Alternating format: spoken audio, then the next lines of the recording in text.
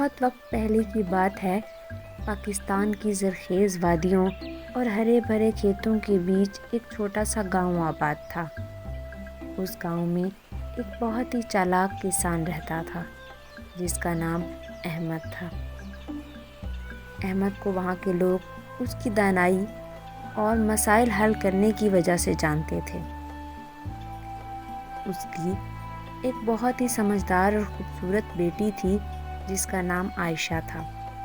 عائشہ بھی اپنے باپ کی طرح بہت ہی زیادہ دانا اور چالاک تھی۔ ایک دفعہ گاؤں میں بہت ہی شدید قحط آیا۔ تمام فصلیں مرجھانے لگیں اور زمین بنجر ہونے لگی۔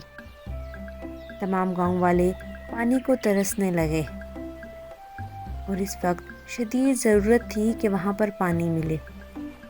تو احمد نے تمام گاؤں والوں کو اکٹھا کیا جہاں پر اس مسئلے کا کوئی بھی مناسب حل نکلنا تھا۔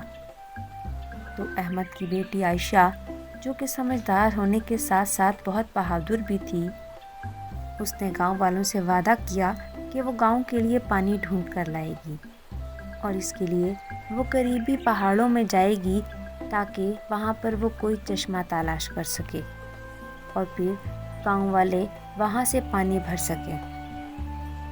عائشہ اس مشن کے لیے روانہ ہوئی اور وہ گھنے جنگلوں میں سے گزرتی ہوئی اور پہاڑوں کی اونچائیوں کو طے کرتی رہی۔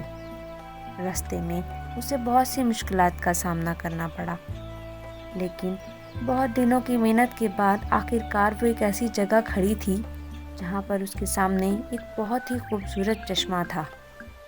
چشمے کا پانی بہت ہی زیادہ صاف تھا۔ عائشہ وہ چشمہ دیکھ کر بہت ہی زیادہ خوش ہوئی اور اسی خوشی کی خبر کو لیے ہوئے وہ گاؤں واپس آئی۔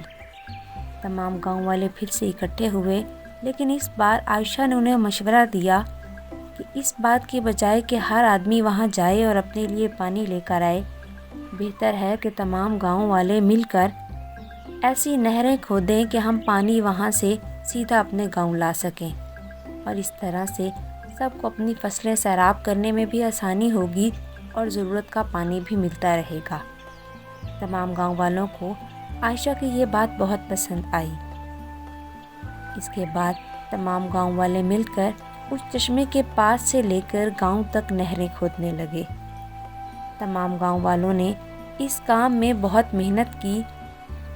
کچھ دن گزرے، اس کے بعد ہفتے اور پھر مہینہ گزر گیا، لیکن نہروں کی کھدائی کا کام اسی ذوق شوق اور تیزی کے ساتھ جاری تھا۔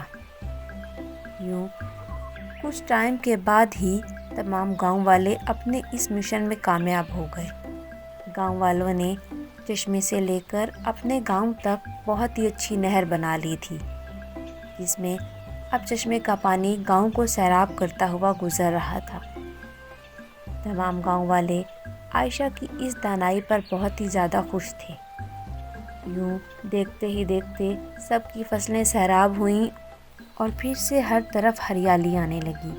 پورا گاؤں پہلے کی طرح سرسبز اور آباد ہو چکا تھا۔ تمام بنجر زمینیں پھر سے آباد ہو گئیں۔ گاؤں والوں کے لیے بہت ہی خوبصورت فصلیں اگ چکی تھیں، اور اس کے بعد آس پاس کے تمام گاؤں والے عائشہ کی اس دانائی کے قصے کو سننے لگے، جو کہ انہیں اس بات کا سبق دیتی تھی کہ اگر انسان چاہے تو وہ اپنی ہر قسم کی مشکلات کا سامنا خود کر سکتا ہے، بالکل اس طرح سے جس طرح سے اس چھوٹے گاؤں کے لوگوں نے کیا۔